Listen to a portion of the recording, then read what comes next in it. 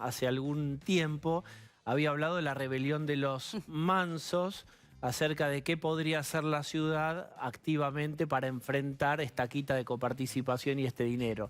Yo no sé en qué punto está esa discusión puertas adentro de Juntos por el Cambio con Horacio Rodríguez Larreta. ¿Cuán lejos o cerca está Horacio Rodríguez Larreta de tu rebelión de los mansos?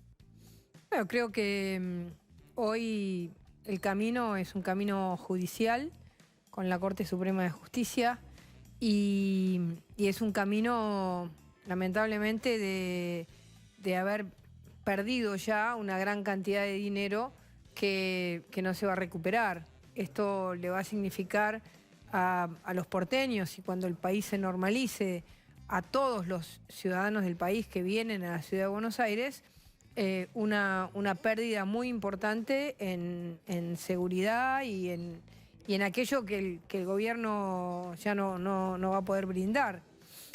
Hoy leía una encuesta de la Universidad de Buenos Aires que frente a esta situación de pérdida de dinero en seguridad, hoy los porteños sienten que eso les puede repercutir en su vida cotidiana, en la inseguridad, y además también en un año muy difícil puede repercutir también en su economía.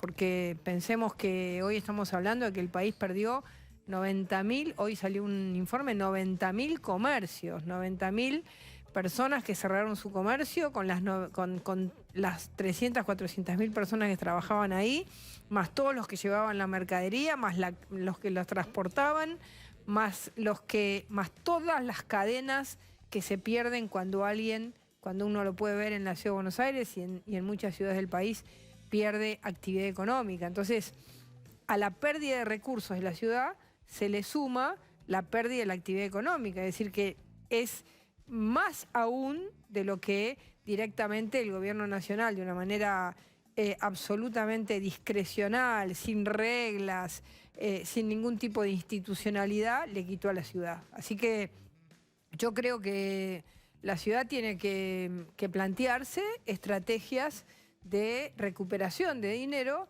a partir de servicios que la ciudad brinda a otros ciudadanos de otras provincias para compensar las pérdidas que va a tener. Horas antes de la Navidad, perdón, solo para acotar, porque tal vez la noticia pasó inadvertida, había un grupo de abogados muy importantes, muchos docentes como Daniel Sapsay, que habían presentado un recurso de amparo, justamente pidiéndole a la justicia que se desestime este decreto y se frene el recorte. El lugar para el amparo no fue dado, fue rechazado horas antes de la Navidad, con lo cual el camino a la Corte Suprema, no sé cómo lo están pensando ustedes, pero puede llegar a durar un tiempo. Bueno, son dos cosas distintas, ¿no? Porque, a ver, lo que puede estar pasando es que a los abogados que presentaron este recurso digan que no son actores legitimados, no son parte. Entonces, es muy distinto a que el gobierno de la Ciudad de Buenos Aires se presente, se defienda e inclusive ciudadanos que vean disminuir sus posibilidades en la Ciudad de Buenos Aires, su vida, su salud, su educación, puedan ser actores directos. A mí me parece que ese es un camino importante, porque el camino no es que todos los porteños ahora tengamos que pagar muchísimos más impuestos porque al gobierno nacional se le dio la gana de un día para otro de sacarle el dinero que le correspondía a la ciudad, que además no era dinero de la provincia de Buenos Aires, era dinero de la nación. Era un dinero de la nación que la administraba la nación. Y yo también lo dije acá. Si la Policía Federal no se hubiese dividido en Policía Federal de la ciudad y en Policía Federal, el gobierno nacional hubiera atentado contra la Policía Federal que ellos administraban. No, nunca lo hubiera hecho. Nunca le hubiera sacado recursos a la Policía Federal. Lo hizo porque el gobierno es un gobierno de Juntos por el Cambio. Entonces, el gobierno genera una lógica de discriminación de acuerdo a tu color político. Y eso es totalmente inconstitucional. Y esto es lo que tiene que analizar la Corte Suprema de Justicia. Porque entonces, ¿cómo es esto? Si sos de Juntos por el Cambio, te saco la plata. Y si sos del gobierno, te mando plata. ¿Por qué? Porque se levantó la policía de la provincia de Buenos Aires. Es un régimen no institucional, discrecional, autoritario. ¿Vos qué crees que se juega en las elecciones del año que viene? Te lo planteo porque hay una posición más dura, digamos, Cornejo, de tu propio partido, radical por supuesto, tiene la idea de que Cristina o el kirchnerismo intentaría reformas constitucionales, etcétera, esto como la versión máxima posible, y otros que dicen no, porque nosotros podríamos ganar senadores, y ya con senadores sería, más senadores de Juntos por el Cambio, sería muy difícil avanzar con reformas estructurales. ¿En qué posición estás? Parece lejanísimo, pero se viene el 2021, año de elecciones. Más vale proteger a la población de las ideas que Cristina Fernández de Kirchner tiene. Cuando Cristina Fernández de Kirchner dice, elijo a los miembros de la Corte Suprema, imagínatelos en una boleta, elige al primer diputado y al miembro de la Corte Suprema. ¿Qué va a hacer ese miembro de la Corte Suprema? Lo mismo que hace el diputado. Va a responder a los intereses del partido y no va a ser una persona que mira con la distancia necesaria ser el garante de la Constitución para todos los ciudadanos. Entonces, más vale que nosotros tengamos más senadores, no perdamos el tercio, tengamos más diputados, porque de las ideas que hoy tiene Cristina Fernández de Kirchner, que las dice, que las expresa, que las escribe en cartas, a la acción puede haber un paso muy corto. Entonces, nosotros como Juntos por el Cambio, como oposición, tenemos que juntarnos todos, que estamos juntos, pero digo, tenemos que juntar a todos los ciudadanos que piensan de esta manera. Tenemos que presentar una opción muy fuerte con lo mejor que tenemos para la elección del año que viene y proteger a los ciudadanos de estos posibles avances que se han expresado y que además el presidente ha dicho, estoy de acuerdo. ¿Cómo? ¿El presidente está de acuerdo en que se elijan los miembros de la Corte Suprema de manera, digamos, electoral? ¿De eso está de acuerdo? Es decir, ¿con qué Constitución fue elegido este presidente? Yo te diría que hay conciencia de que es muy difícil reformar ahí o agregarle nuevos jueces a la Corte Suprema o modificarla, pero sí se habla de una instancia que sería una especie de tribunal supremo anterior a la Corte Suprema, que se arme un nuevo tribunal, una nueva instancia judicial, esto es una hipótesis, buscar aliados dentro de Juntos por el Cambio, que aprueben esto en alguna negociación, como la reforma del 94, y se apruebe una instancia que vacíe un poco de poder a la Corte Suprema. Y allí casos sensibles, por ejemplo los de corrupción, pudieran ser a parar ahí. Sé que parece para los que están mirando lejanísimo y futurología, pero créanme que de eso se está hablando. Como no tienen el número para hacer juicio político, para reformar, bueno, ¿y qué tal si creamos una instancia nueva antes de la Corte Suprema? Bueno, aprendamos de la historia. Esto ya se hizo en Santa Cruz. En Santa Cruz, cuando vieron que el procurador era una persona que defendía la ley y a los ciudadanos y no respondía al poder, le sacaron el banquito, le sacaron el cargo, dejaron, digamos, no existió más ese cargo, y la Corte Suprema de Justicia de la Nación durante 25 años insistió, pidió que se lo reponga a Sosa. A Sosa insistió para que lo pongan y al final le contestaron, ese cargo no existe más. Entonces, armar una precorte, para decirlo de una manera, primero, es inconstitucional porque no está en ningún lado. Segundo, no se puede dedicar a plantear cuestiones que tengan que ver con cuestiones penales porque ya está la Cámara de Casación. ¿Qué van a hacer? Cambiar la Cámara de Casación, las cámaras de casación. Entonces, son todos inventos para cambiar el sistema institucional argentino, la división de poderes y convertir a la Argentina en un país monárquico, ¿no? Como pasa en muchas provincias argentinas ya. Ya tenemos ese... Bueno, pero ahí tenés, hay muchas provincias, el caso de Santa Cruz inclusive, que refrendan eso. Pero claro que lo refrendan porque es un modelo cómodo. Si vos no le tenés que rendir cuentas a nadie, si vos no tenés un juez que te pueda juzgar, si vos podés tener una reelección eterna, si vos vas a ser el monarca de toda la vida y vas a decir este vive y este muere, es un sistema cómodo. Pero para eso hace más de 200 años el mundo occidental viene luchando por la democracia, por la república, justamente para impedir que ese sistema cómodo de un poder que todo lo agarra y que todo lo quiere decidir con la sola ley de una persona, se reemplaza porque por instituciones se divide el poder, se abre el juego, vos podés decidir sobre esto, el Poder Ejecutivo sobre esto, el parlamentario sobre esto, y el poder está dividido y entonces nadie tiene la suma del poder. La suma del poder, exactamente lo contrario de lo que nosotros queremos para nuestro país. Oswald.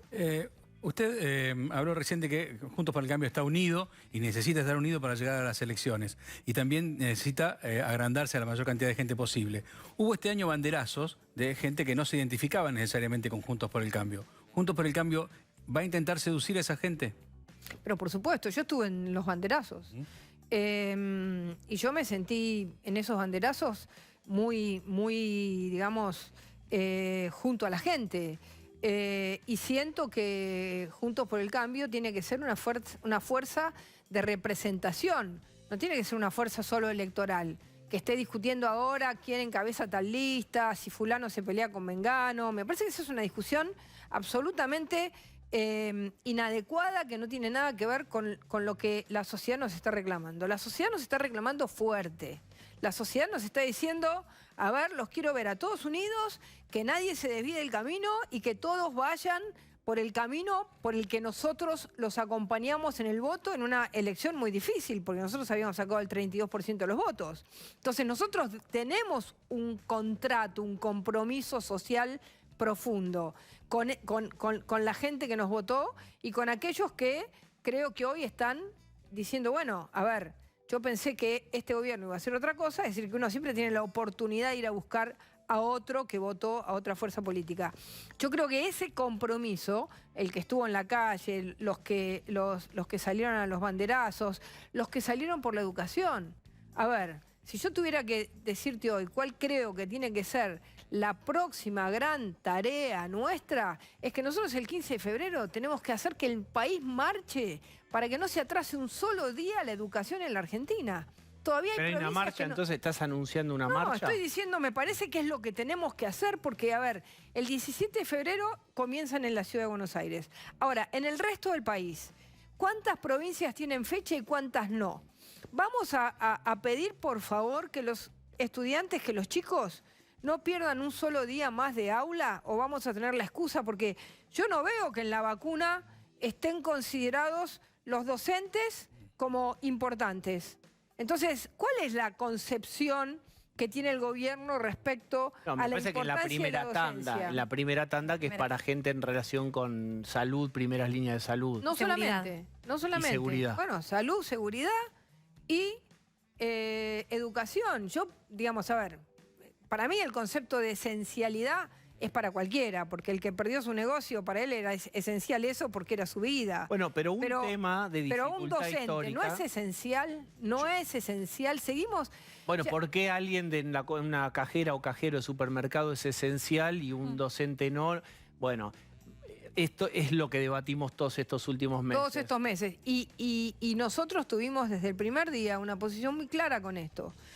Yo estuve en las marchas de la educación, que lamentablemente fueron chicas, pero que hubo en muchos lugares y en muchas provincias, y creo que, a ver, no podemos pensar en que el año que viene no arranquen las clases cuando tienen que arrancar, porque, digamos, a la situación de devastación que ya tenemos, vamos a tener una situación terriblemente dura con chicos que hoy están en la incertidumbre. Hoy los papás están con la incertidumbre, no saben cuándo empiezan las clases. Solo la Ciudad de Buenos Aires anunció. Quiero que todas las provincias argentinas anuncien qué día arrancan las clases. Y si no, se lo tenemos que ir a pedir uno por uno a los gobiernos que den certeza a los papás, porque no podemos, y a las mamás, porque no podemos seguir perdiendo esa esencialidad de la educación. Tenemos que hacer una tanda. Dejo ahí sembrada una pregunta, un poco con lo que charlamos con Adriana antes del programa, que tiene que ver con, ¿se vienen la falsificación de vacunas. Digamos, se puede falsificar la hojota brasileña, todo se puede truchar. ¿Cómo se hace? Vos estuviste en un Ministerio de Seguridad para garantizar la circulación de la vacuna. Hablemos un poco de eso, que parece lejano, pero eso que era ciencia ficción ya está entre nosotros. Parece lejano, es recontra cercano y lo van a ver próximamente. Parte de la visual va a ser fuerzas militares custodiando el traslado de las vacunas. ¿Cómo se, con tu experiencia, ex ministra de Seguridad, cómo se custodia un cargamento de estas características? Bueno, ¿Y qué riesgo de falsificación? Bueno, en primer lugar, la custodia es una operación de logística importante, que es tener cantidad de miembros de las Fuerzas Armadas y de Seguridad custodiando, lo que implica de alguna manera romper la lógica de que las Fuerzas Armadas no pueden operar en el territorio nacional, cosa que a mí me parece bien, porque los necesitamos en este momento, es decir que cuando uno los necesita se da cuenta la importancia que tienen las Fuerzas Armadas en este tipo de operaciones de gran logística. Así que eso hay que tenerlo en cuenta, porque ¿qué van a ir?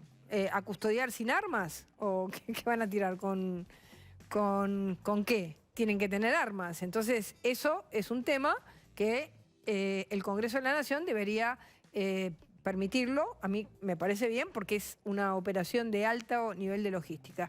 El segundo tema, y bueno, va a haber falsificaciones. Hay que estar con teléfonos contra los intentos de falsificación, hay que tener líneas abiertas, hay que generar mucha investigación e inteligencia respecto a esas posibles situaciones, porque bueno, va a la salud de la gente, ¿no? Así que creo que hay que estar atentos y con mucha información para evitar que